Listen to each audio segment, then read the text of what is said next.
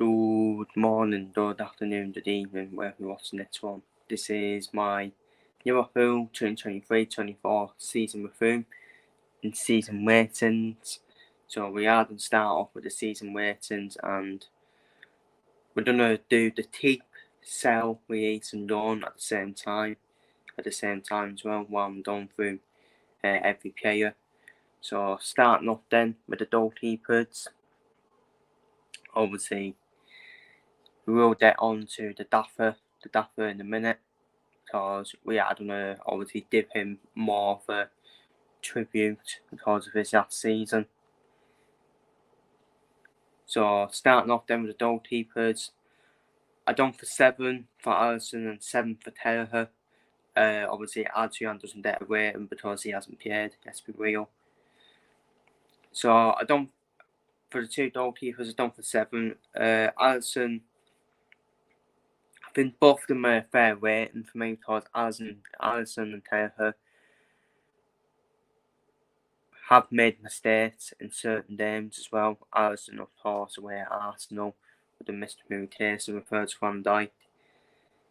And Terher, before the Carabao Cup final, Terher was quite poor. I thought he was quite poor with some of the goals. But then after the Carabao Cup final, Terher was on a different level, wasn't he? Like, he was doing well in goal. So, but yeah, I think they have fair ratings for me. Alisson 7, one of the best goalkeepers in the world, isn't he? If not the best goalkeeper in the world. Alisson, I think, still is, in my opinion. He still is one of the best goalkeepers in the world, and I would say 7's a fair rating, because just due to that mistake away at Arsenal, that missed rotation, just been games where Alisson's made mistakes. Obviously, Alisson just recently came back in the month of April as well. And Terher, so Adrian Alisson is an easy keep for me. Terher is different. Terher, I would keep him, but I remember in the past summer that he wanted first team football, and he'll probably end up leaving at the end of the season to join probably a Wolves, something like that. I'll say like a Wolves or something like that. I think Terher is good enough to be a starter for apart from the bid sets. You know what? I think he could still get in the bid sets clubs as well. Terher, I think he's that good of a goalkeeper. But I think the Dario O'Neill connections, obviously Dario O'Neill was obviously one under 21s course and stuff like Liverpool, wasn't he? I can see Terher done to Wolves. And be the number 1 keeper there. Wolves will be wanting a goalkeeper, as Jose Sa is set to join one of the Saudi clubs. They're set to get Jose Sa door.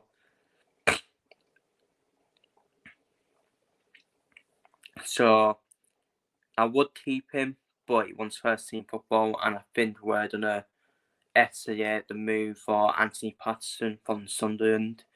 I think that's someone Michael Edwards will probably be looking at. Someone like Anthony Patterson. We have been in for James Trafford, which would be good for Carlisle, my local club, because I think we're pretty sure Carlisle got a bit of a sell on James Trafford as well. Obviously, the Burnley goalkeeper. But I think it'll probably be Anthony Patterson who will probably replace Terher, because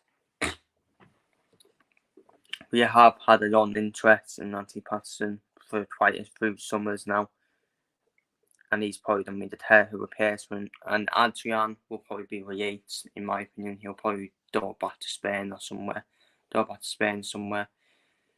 And Adrian, but again, he's a bit of a weird one.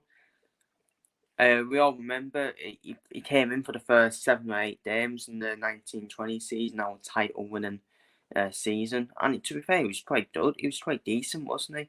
in goal. Didn't do a foot one. It just seems to be after that. Argentina just did a foot one, didn't they? Obviously, the Festo Madrid game, of course, where we got knocked out. In that 16, that 3-2 game, he was playing for 2 of the goals. And I don't think he's ever started ever since, has he? Apart from the 2020-21 season.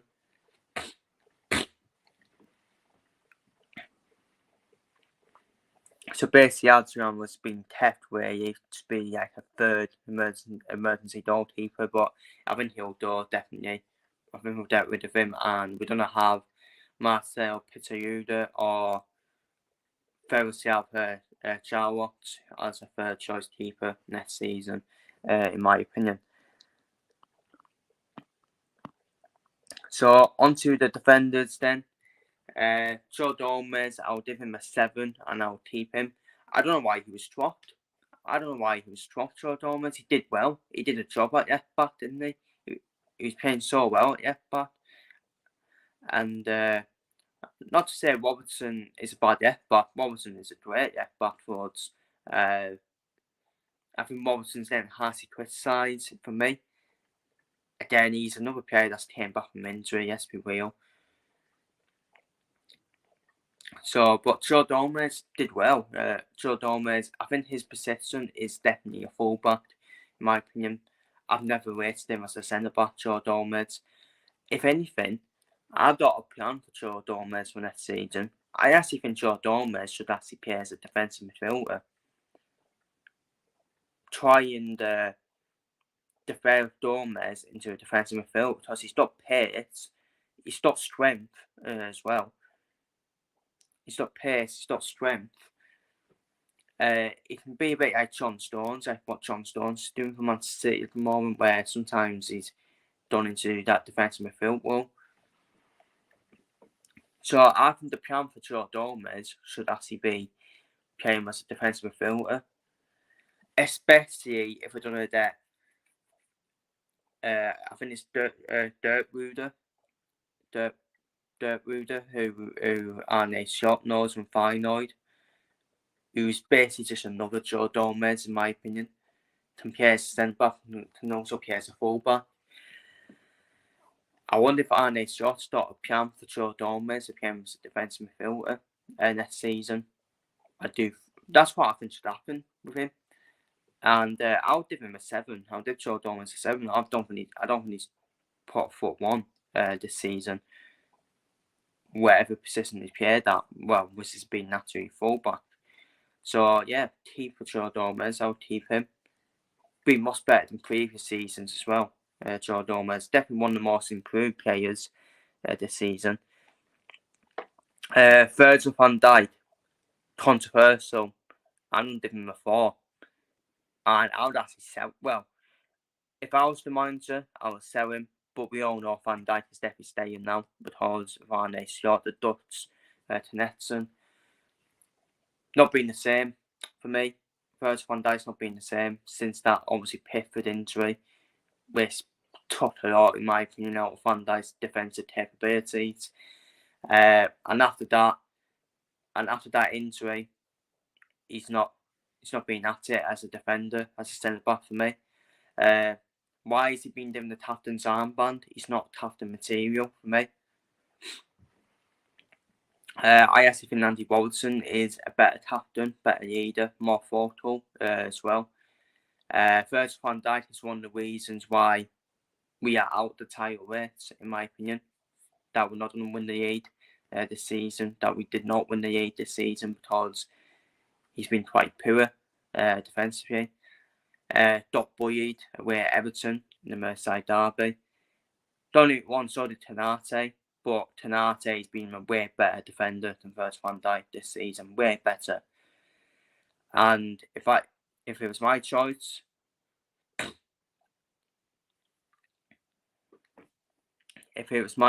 I would sell Van Dijk. I would definitely sell Van Dijk. And people be coming at me in comments saying, "Are you mad? Are you mad?" No, I'm not mad. I'm not mad. He's in his 30s now. Not been the same since that Pickford injury. And I've been saying for the last couple of seasons, Virgil van Dijk needs to adapt his game after that injury. It don't help when we're playing a high line. I will actually admit that. We keep playing this high line under Jurgen, and we do get punished for it. Hopefully Arne's shot doesn't play high line, but I think he does, to be fair. I do think he does. But hopefully, by the way, that's all we need to change defensively. Stop playing high line. If we stop playing high line and we drop back a bit more, our centre backs are not bad. They're not bad at all, are they? They are not bad. It's the way we do defend. From set pieces, the high line, it does cost Van Dijk. Because without the high line, I actually would defer to Van Dijk probably the same as Konate and Gomez. But Van Dijk's been exposed with that high line. He's been exposed to that high line, so but obviously he is going to stay because of Arne's shot. And I'm not gonna warn about him staying, because yeah, he's still a big player. Of course he is. Of course he's still a big player, but I don't think he's been done enough this season. And I'm baffled why he has been in the team this season. I'm baffled why he is in the team this season conversations. Konate has been way better than Van Dijk. Konate, don't even want Konate had a poor game away at Everton as well. He got bullied as well. But apart from that, I think Konate, apart from that Merseyside derby, I think he's been consistent defensively. So, and for me, Konate is our best defender at the club. Simple as that, in my opinion. And don't let the credit surge, because we all like to have a look at the FIFA ratings like Virgil van Dijk. Van Dijk's higher rated on FIFA, which is a lot of nonsense, honestly. It's just a lot of nonsense. Samitas, I can't really give him a rating because I know he came in for Robertson didn't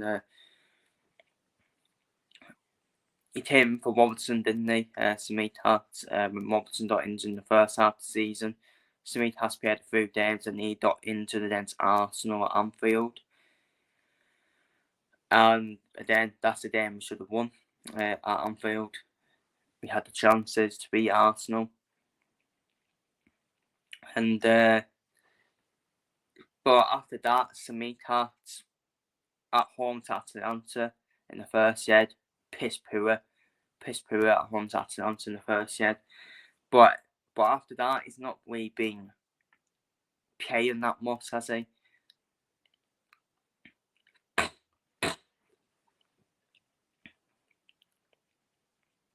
He's made appearances in and there, hasn't he? Tabao Cup final, another example. But that was I think that's when he came on, though, didn't he? But yeah, I think his time's up now at Liverpool, to be honest. I think he'll want more first team football, and I think he'll be sold in the summer, in my opinion. But he's been good cover. He has been decent cover for Robertson, but we will be signing another left back in the summer. A left back who can challenge Robertson and who can replace Robertson in the long term. Andy Robertson, I'll give him a 7, and yeah, still definitely keep him. Not been the best season for him. Certainly not been his best season, but I still think he's still been one of our best defensive fullbacks, in my opinion. He is better defensively than Trent at fullback, in my opinion. So, yeah, Robertson 7 and an easy keep. And Joe Matip, can't wait him. He's been injured for the whole season, hasn't he? Joe Matip. I think he's been out for the whole season, hasn't he? Joe Matip. Hospital bed model. Was our best defender in 21-22 season, in my opinion. In the 21-22 season. He's been a good defender for us. But yeah, time to cut ties now. 2 injury prone and debt rid. Alexander-Arnold, I give him a 7 for what he does in his role, in terms of his inverted role. But I still think it's a load of nonsense, that inverted role, honestly. We keep stressing Pierre Trent in midfield. Put Trent in midfield, but it's your Kevin De Bruyne. Simple as that. What Kevin De Bruyne brings to Man City, that creativity in midfield. But we keep playing him at right back, and he does that exposed for his defensive capabilities. Defensively, shocking. He is shocking defensively, Trent. He don't know how to defend as a fullback. And time to move on now from a fullback now and put him in midfield. Gerrard started off as a fullback for us, didn't he? And he got exposed as a fullback as well, Gerrard. Then once he got put into midfield, Binder found a position for him. That's where we need to put Trent. We need to put Trent in midfield. We keep stressing this every year. You are even saying this. Fans are even saying this. Why is he not being played in midfield? It's just mental. Honestly, it's mental. Especially now we've got Conor Bradley coming through as well. We can now put him as a right back and put Trent in midfield. And so I did Trent a 7 just for his capabilities in midfield. But that's always there, because if he could defend Trent, then I actually would put him a bit higher weighting. Big player for us, massive player for us, isn't he? Just because of what he brings with his attitudes and set pieces, and especially he knows how to start free kick as well, away to home, for example, and at home to home as well. So one of our big players, 7, easy keep. He will definitely get offered a youth contract by Arne Slot, along with Van Dijk and Salah. Well, Michael Edwards will offer them a youth contract. And up next, Terrell Quenzer, a breakthrough season for Terrell Quenzer after not on the door. He was on loan at League One, Crystal Rovers, not on the door. And what a breakthrough he's had, Terrell Quenzer. I'll give him a 6, an easy keep, and that's a good 6, by the way. And that is a good 6. Obviously, he got caught out and away to Man United. He has been caught out in a few games, but that's going to happen. He is raw. He is young. He is young as well, and I think he's been brilliant. The way he's break through as well, and I think he's been better than Van Dijk defensively. Honestly, I think he's been better than Van Dijk defensively. I think he is definitely a talent, Quenzer. I think he's a huge talent. And someone Arne Slot will like, in my opinion. I'll send it back.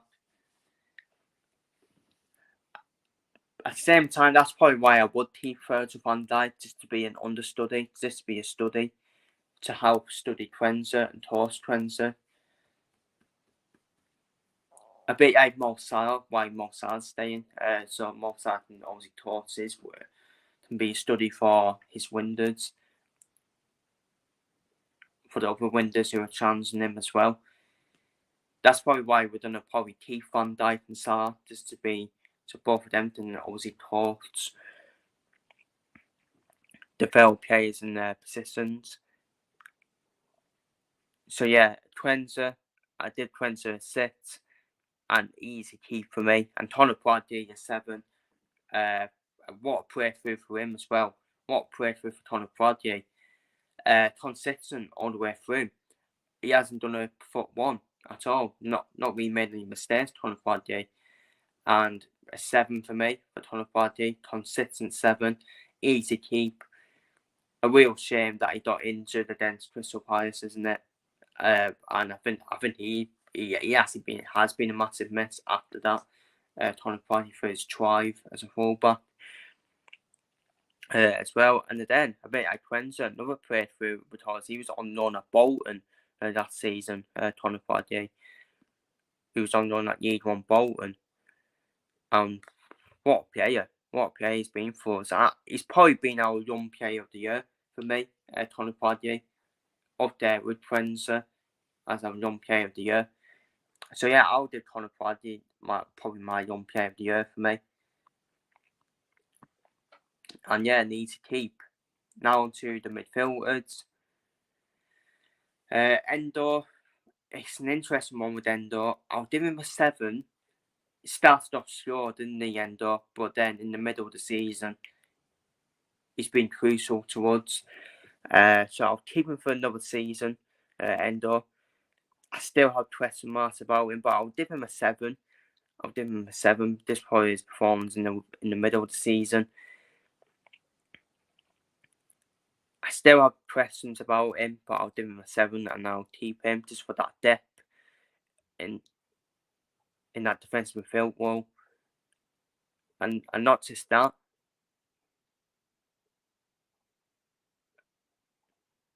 Not just that, I would obviously sign another defensive midfielder or even Pietro Gomez in that defensive midfield role. So yeah, 7 for Endo. And to be fair, in most of the games, he's been dud, hasn't he? He's been dud, Endo. Thiago, for me, an NSS Hostelbed model, probably navigates on Nos brother. We eat him. There's a player in Thiago, isn't it? There is a player in there, but too injury prone, and get rid of him. And I would have arranged the Uber for him. Spotify 5. I would give Spotify a 5. A dud first half of the season before he got injured, before he got his first injury. And it's just like his first injury just pretty affected his performances.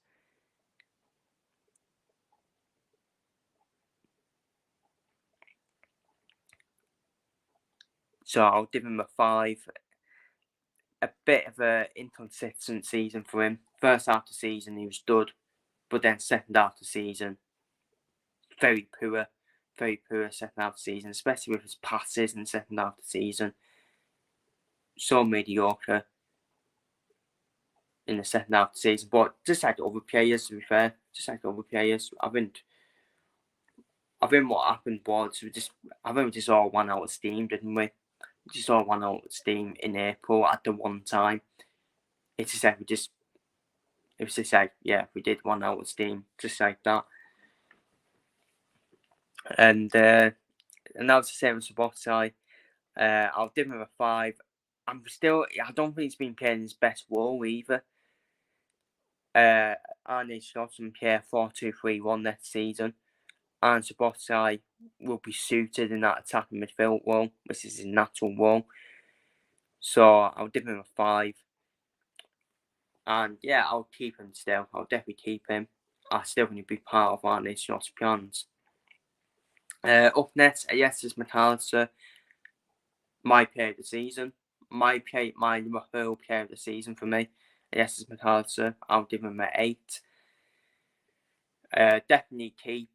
And when he's played in the start of the season, then I think him and Sabosai are swap roles for me, because I would say in the first half of the season, the first 3 or 4 months of the season, yes, McAllister did struggle, in my opinion, but that was because he was playing in that DM role, and it did frustrate me when I saw him playing that DM role, because his natural role is a central midfielder. Yes, McAllister. But once he was playing in his natural role, yes, McAllister in that central midfield, he's got better and better and better. Yes, McAllister. And for me, all the whole season, I think he's been our player of the season for me. Yes, McAllister. I think he's been our player of the season, consistent all the way through. At once, he was putting that natural CM central midfield role, and absolute bargain for me. 35 million from Brighton, we'll take that very much. Brighton would have wanted more if it wasn't for the release clause. I think they would have wanted double that, in my opinion.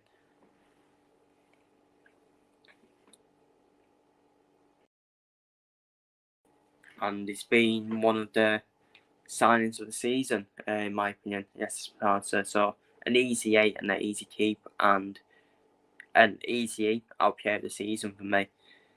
Curtis Jones, I'll give him a 5. Not done enough to be a starter for Liverpool. Not done enough to be a starter. Got a hard time for that miss against Crystal Palace at Anfield. And like you saw, that is an easy chance for me. You should be putting away. But it wasn't just him. It wasn't just him either. So I'll give him a 5, but not done enough to be a starter. But he will obviously. I'll still keep him for that squad depth. He's more of a player that's coming off the bench for me. Curtis Jones. It's not done enough to be a starter for a big team like Liverpool, in my opinion. Javier, I'll give him a 6. I'll give Javier a 6, and that's a good 6, by the way, for the impact he has made off the bench. For the games away to Crystal Palace, for example, where he scored the winner, he completely changed the game for Liverpool. But that's what I think he is, Javier. That's what I think he is. I think he is more of a coming off the bench player for me. Javier, definitely more coming off the bench. I don't think he's a starter, in my opinion. He's more coming off the bench, making an impact player. So, again, a bit like Curtis Jones, more coming off the bench player. 6, and I'll keep him. Wayne Robbenberg, I'll give him a 5. Give him a 5. He's had a tough first season, Wayne Robbenberg. I watched games of him, and I think to myself, what even is he? I don't know what he is. Wayne Robbenberg. We saw the best of Wayne Robbenberg under Erik ten Hag at Ajax. The positive for him, Arne Slot's coming in, and Arne Slot is Dutch, and he should be able to get the best out of Wayne Robbenberg. So Wayne Robbenberg is probably one of the players to watch next season under Arne Slot. Obviously, started a great goal away at Fulham, but yeah, you don't give him a 5 for me. He's not really had a great first season for Liverpool, Wayne Robbenberg. But next season should be the season for him, especially under Arne Slot, where he will probably get better. And now on to the Dunsers, Bobby Clark and James McConnell. I'll both give them a 6. Did them both a 6. It's mostly for that Carabao Cup final against Chelsea. Made us so proud, didn't they? They made us so proud. Obviously, probably down to Chelsea, to be fair. That was down to Chelsea for being bottle jobs. But they made us proud, especially the Dunsers that came off the bench in that Carabao Cup final. Winning that final against the odds, there's no way we should have won that final, in my opinion. Chelsea should have won that final for me. But Chelsea were bottle jobs. And we stole the chosen victory. And the Dunsers made us proud in that final. And I couldn't believe it. We won it. I couldn't believe we won that Carabao Cup. Could not believe it. Obviously, that was thanks to Virgil van Dijk. That's the only day Virgil van Dijk showed he was a leader. When he was the only one of the big players, really. With his experience and his winning mentality to win that final for us. But fair play to the Dunsers. Bobby Clark made an appearance away at Nottingham Forest as well in the league. And again, I don't think they've done a foot one, the Dunsers. Bobby Clark has 6, James McConnell has 6. Stefan Protected is so unlucky that he was injured for the whole season, because I felt he would have had a role to play in that defensive midfield role. So he's certainly one to watch next season. He'll keep on developing. I think he's only still 19, isn't he, Stefan Protected? So he's still done be done, still war. And Arne Slot will try and develop Stefan Protected even more. So I can't give him a rating, but that's why I'll still keep him. And another easy keep. Now on to the forwards. Very harsh ratings for me. Very harsh ratings for our forwards. The defence does need to be stepped up as well. It does need to be criticised. but it's the forwards at the end of the day that put the ball in the back of the net, and they've been poor, especially in April with the chances they've had. All the forwards that with the chances they've had. Diodo Jota is the only one who's been our best forward, the most clinical forward. So Diodo Jota, that's a 7, an easy 7 for me. Ben Doherty, I think he's been injured, hasn't he? So I'll keep him, but I can't wait him. We can't wait him, to be honest with you. So someone to look out for in upcoming seasons. Cody Gakpo, I'll give him a 6. I'll give Cody Gakpo a 6. I don't think he's been too that bad in my opinion, but I think he's done be a winner next season under Arne Slot. He's definitely done be a starter under Arne Slot as well. I think Arne Slot will want to start Cody Gakpo, so that's why I'll keep him. We just need to find that perfect position, don't we, for Cody Gakpo. He has to drop deep, so you probably see him more as a attacking midfielder, centre forward. He knows up here. I do like him on the left, though. I do like him on the left as well, totally on his right foot as well. So I'll give Cody Gakpo a 6. And now we come on to the players I would actually sell. Luis Diaz. To be fair, I'll give Luis Diaz credit. He's been the only one who can hold his head up high in his most recent games. At least he's been the one trying, Luis Diaz, but I think he's probably done leaving the summer.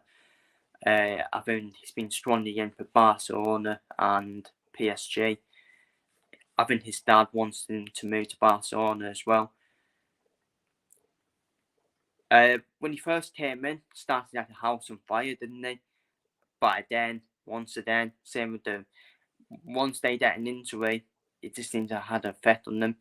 I'm not going to be too harsh on Luis Diaz with the season he has had. Obviously, with what happened with his dad, and not be too harsh on him. And but again, he's been wasteful in front of the goal as well, along with Nunez and Sarr. I would sell Diaz because I think he's going to be leaving anyways. I think he'll leave anyways to join Barcelona. Can't blame him though, because Barcelona, Real Madrid, they seem to have that pull, don't they? It's two of the biggest clubs in the world, Barcelona and Real Madrid. And I think he'll be joined by Bernardo Silva at Barcelona as well. I think he's on the move as well. So I think Luis Diaz. But then who's going to pay? Are Barcelona done pay the money for Diaz? Let's be real, Barcelona got money. They have got money. All this nonsense saying, oh, they need to sell players. It's bullshit. It's bullshit, people. It's bullshit. But it's either Barcelona or PSG for Diaz, saying it. PSG might actually pay the money, to be fair. But I think his eyes is now set on Barcelona, to be honest with you. Darwin Nunez. I've given him this season. You can only give a player of Darwin Nunez. The price tag of Darwin Nunez, which was 85 million, something like that, over 80 million, around 80 million. He got given 2 seasons, last season and this season. And for me, just not good enough. Not good enough for me. People will say, but he's still young. Yeah, but I'm sorry, for the money you paid for him, you don't expect better, I'm afraid. You got to expect better. The amount of sitters he has missed is unbearable. It is unbearable. The amount of chances he has missed, easy chances as well. Prime example against Jordan Pickford away to Everton. All you need to do is slide it in to that far corner. Two are at it. Good, he's shooting straight at him. And that's the problem. We have had chances in the games in the title winning. We have had chances. It's not because we've not played well. We have actually had chances, and we've not took them. Darwin Nunez is a prime example, so I give him a 4. And I would sell Darwin Núñez, to be honest with you. I would sell him. But I think Arne Slot might have a plan for Darwin Núñez. I do think Núñez does have the same strengths as Jimenez at Feyenoord.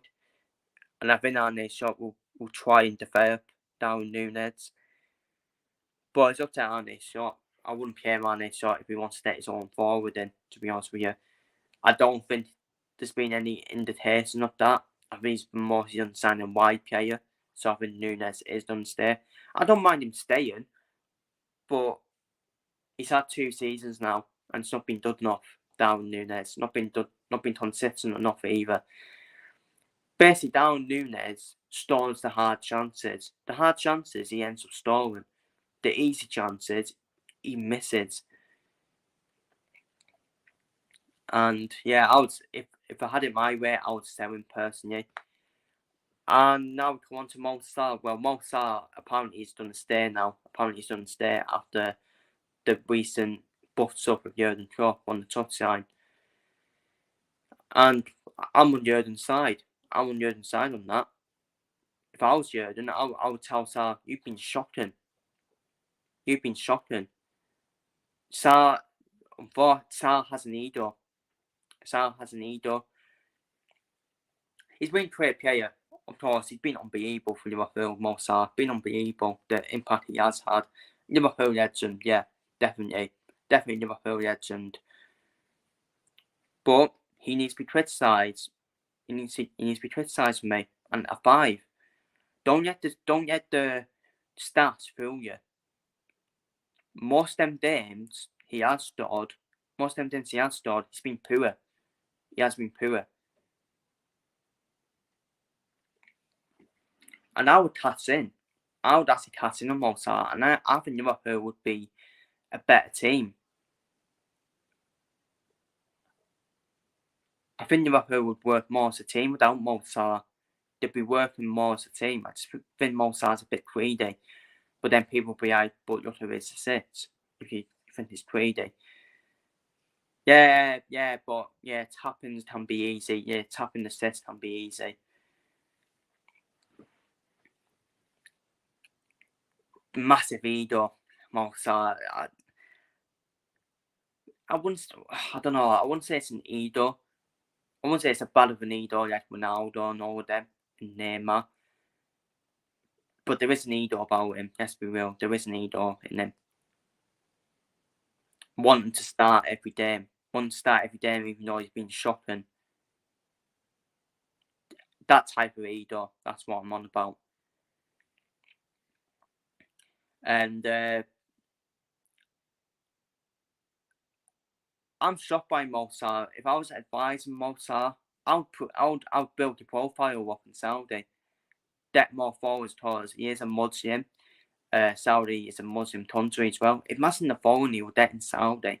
It'd be unbelievable, unreal the phone he would get in Saudi. Build the profile up even more. And Mo Salah, if he did move to Saudi, he would be the biggest name in Saudi. Simple as that. Even bigger than Ronaldo. Cristiano Ronaldo for me. He'll have a bigger following than Ronaldo in Saudi. Mo Salah. He'd be famous. He'd be absolutely famous. Mo Salah's done all he needed to do in the Premier League. He's been top scorer for a few seasons. He's won the league title. He's won the Champions League. He's won everything at Liverpool. He's won everything at Liverpool, and he's been a massive part to it. So the amount of goals he has scored as well as a Liverpool player, absolutely unreal. Didn't work out for him at Chelsea either. So it was always going to be a risky signing. Can he do it in the Premier League? And wow, what a legend he's been. He's been a Premier League legend as well for me, Mo Salah. But I do need to criticise him. He has been poor in front of goal. He's another one who has missed chances. Final third. Wasteful in the final third as well. So I did Mo Salah 5 and I would sell him personally. But then I think he's going to end up staying under Arne Slot. I think Arne Slot has found him a wall. It's found new roads to get in. I mean, the likes of Mark Dolbridge and all these Herberts saying, "Oh, it's important keeping Mo Salah." They're too busy playing FIFA. Honestly, they had Mark Dolbridge and them. They judge. I mean, Mark Dolbridge and them.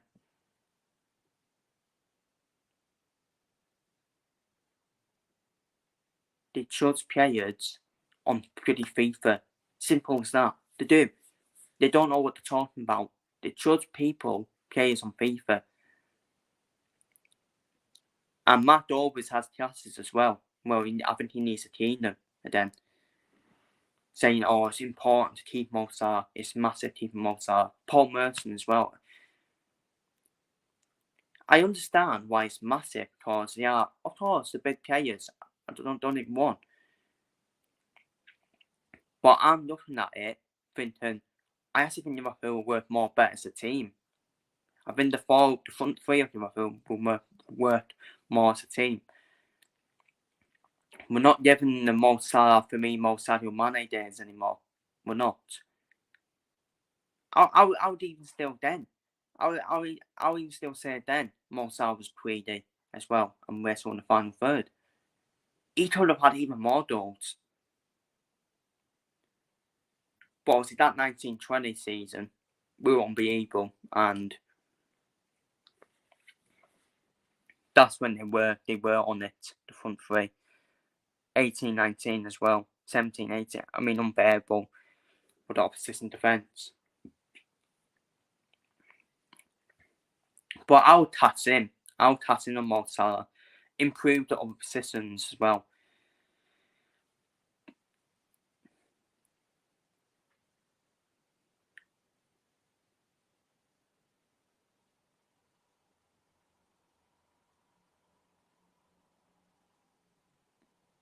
But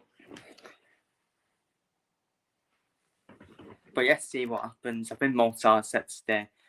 To be honest, I think Nunez and Salah will stay where it's okay, and I think Diaz will be the one getting sold.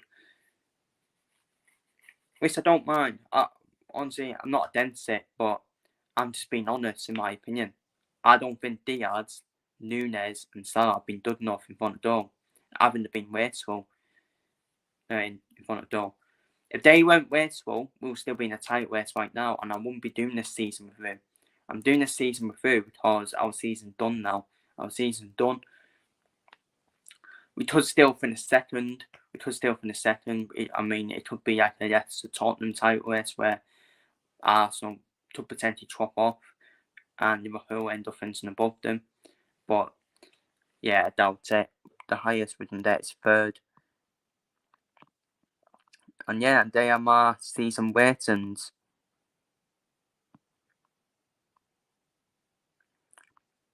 So overall season rating then, obviously this is what we've achieved this season. Finishing third, being in the title race all the way through to April, to the end of April. Just falling away at the end of April. Quarterfinals, the FA Cup. Devastating defeat away to Man United in that FA Cup 4-3. But again, I'm not too disappointed. It's away to Man United. Of course, they want to beat us. It was always going to be a tough game away to Man United in the FA Cup. Same away to Everton. If we would have got away to Nottingham Forest, then yeah, and we got knocked out, then I'd be disappointed. But again, I'm not too disappointed in the FA Cup. But all these people come at me saying, "Oh, where's your quadruple at? And I never said we were going to win the quadruple. So I don't know what they're talking about. Since the Jurgen announcement, I did say we would win 3 trophies. I thought we would win the Carabao Cup. We've done that. I thought we would win the Europa League, but I said we would win the Europa League start of the season. So I thought we should be a level above the rest in the Europa League. It's not me being disrespectful, but we should have been a level above the rest. So we have failed in the Europa League, in my opinion. We have failed in the Europa League, then knocked out in the quarterfinals, like Atalanta. And obviously, since the Jurgen announcement, I thought we would end with that Premier League title again. We thought we would. But I was wrong. It just seems like we just run out of that, run out of steam in April.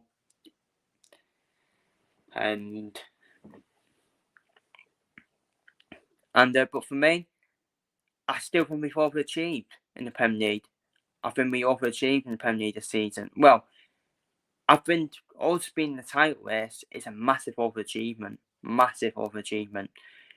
To start the season, everyone said City and Arsenal will battle it out again, including myself. I said that as well. I said City and Arsenal will battle it out again.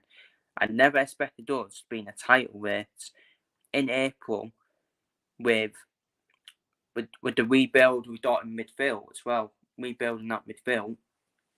And I'm not saying it's an achievement, but we have massively overachieved. And I'm still proud of us this season. It's been a successful season for me. It's been a successful season for Liverpool. It really has been a successful season for me. We've won a trophy. Our aim start season was to get back in the Champions League. Period. Simple as that. And we've done that. Been a successful season, and the bonus of winning the Carabao Cup, the EFL Cup as well. We've won a trophy, back in the Champions League, finished third. We were in the title race in April, which was a massive overachievement. Successful season for me. 7 out of 10. 7 out of 10. But obviously, expectations did change after that Jurgen announcement saying, oh, yes, it ended on a high. I still think we have. We still won a trophy for him. I'm disappointed it's not more. It's not more. I would have expected to win at least another trophy, whether it was the Europa League or the Premier League. I never thought we'd win the FA Cup because it was all dependent on the 12 really. And then the Premier League is hard to win when you're up against a juggernaut like Manchester City as well.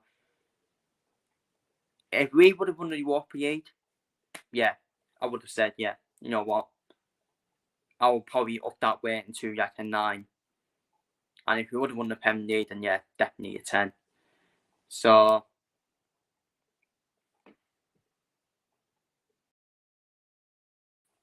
yeah, that's my season weight. And yes, go on to the Daffy himself. And this will be for his overall 9-year career. For me, I would Jurgen. Thank you, Jurgen. Overall 10. Has to be. That's the overall rating for me. Has to be a 10. The way he's transformed Liverpool in them 9 years is absolutely unbelievable. The doubters, the believers mentality. When he first came in, I never expected him to win the big honours. Maybe the cup competitions, FA Cup and EFL Cup, but I didn't expect him to win the Premier League or the Champions League. Well, definitely not the Premier League. The Champions League, we do have a bit of an affair with the Champions League where Hoopy and Knights as well.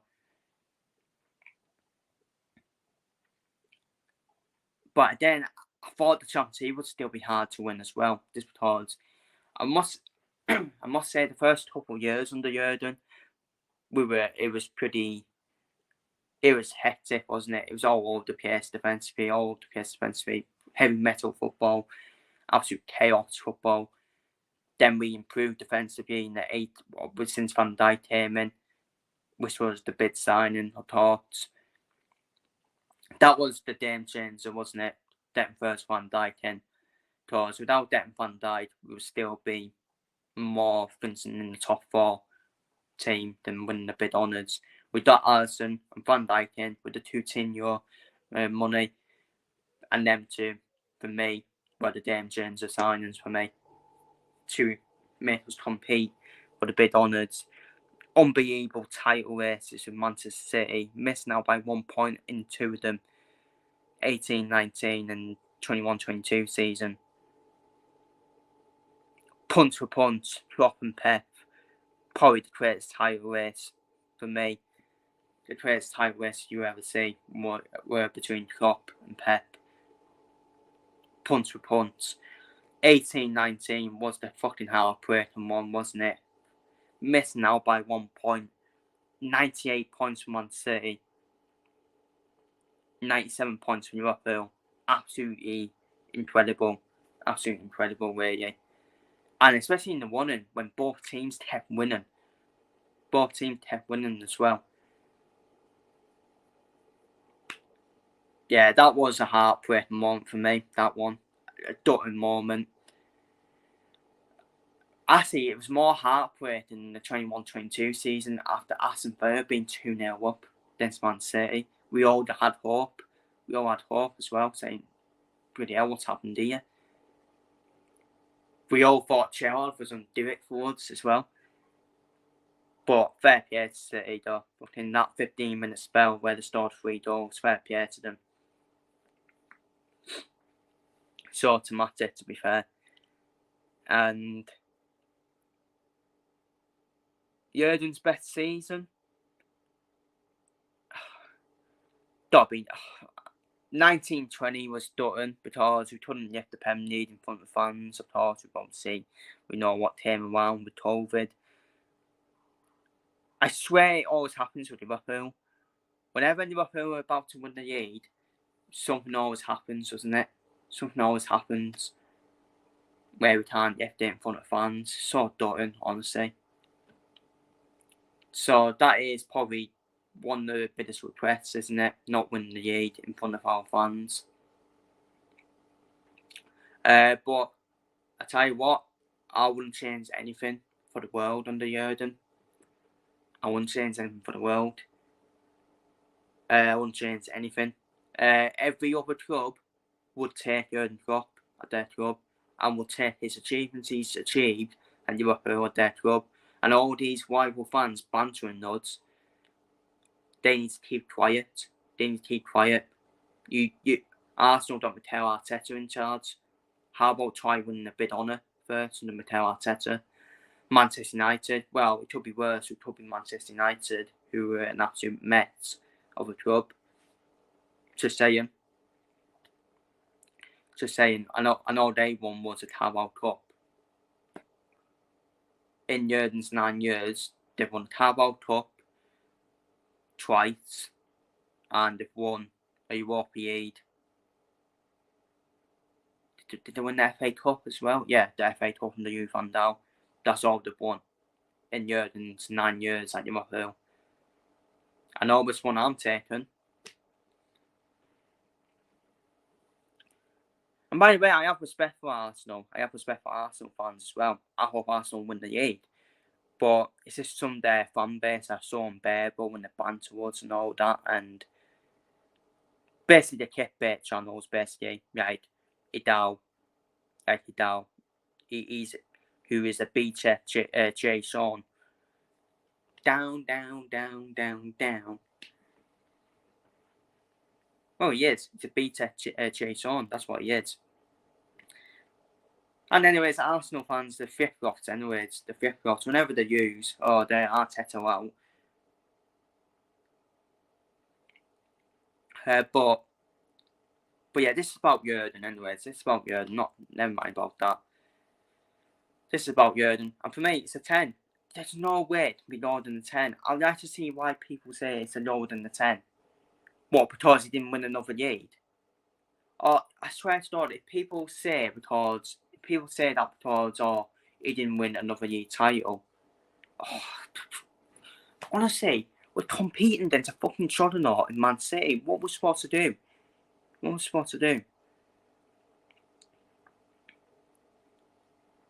And obviously, in my lifetime, I didn't see Bill Shankly. I didn't see Bob Beasley. So obviously, Jurgen Klopp is obviously, in my lifetime, the greatest Liverpool manager I've seen. Above Benitez and Gerard Houllier. But again, I think I was still too young for Gerard Houllier, to be fair. So it was mainly, I started supporting Liverpool mainly before Benitez came in. So we've been on a fucking journey as Liverpool fans. Benitez, then we replaced Benitez with fucking Roy Hodgson, then Brendan Rodgers. I mean, Brendan Rodgers started off well, didn't they? Well, there's that 13-14 season. That's the only good season under Brendan Rodgers. But then he wasn't good enough either. So, but yeah, that's all we can say to Jurgen. Absolute massive thank you to Jurgen. The tribute to him against Wolves on the final day is going to be emotional. I'll be crying. A lot of Liverpool fans will be crying as well with what he's achieved at the club. And we all love him. We all love Jurgen. And he is definitely a Dr. Stouter as well, Jurgen. And yeah, for me, it's a 10 out of 10. 10 out of 10. Wouldn't change anything for it. The amount of unbelievable seasons we have had, 21-22, we were 2 games away from a quadruple. Lost out on the final day, and we lost out to Real Madrid in the Champions League final. 19-20 season, I was dotted within that over 100 points. I was dotted, but it still got 99 points. And when we played the games in that season in front of fans, it was just a unbelievable journey. I never looked at using, did we? Until I went to Watford, where, I mean, yes, we will. You were going to use that game. You were going to use a game at some point. And yeah, the team he has built over the seasons, it's been absolutely incredible. And yeah, it's going to be so emotional on the final day against Wolves when we all say goodbye to Jurgen. I mean, we're all acting like it's a bloody funeral. But honestly, there will be tears. There will be a lot of crying going on. Because that's how much he's transformed Liverpool.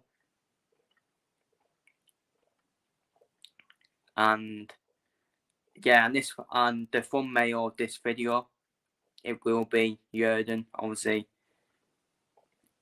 Jurgen with the trophies he has won. As we all said goodbye to Jurgen at the end of the season. Even I'm feeling up now. But trust me, on the final day, when I'm watching it, I am going to fill up a lot. Just how much he's transformed this club. So, yeah, I wasn't on the Jurgen season waiting for this season. Because I said it's a 7 out of 10. But I had to dip Jurgen, obviously, with an even. Jurgen Klopp's overall 9-year Liverpool minus 3 rating. An easy, perfect 10 for me. And I'm going to leave it there. Feel free to leave your thoughts down below in the comments. And obviously, I will be back with the Liverpool versus Wolves preview. You know what? I might not even do that. I might just do a Jurgen Klopp tribute, which I've already done, to be fair. Feel free to leave your thoughts down below. And thank you for everything, Jurgen Klopp.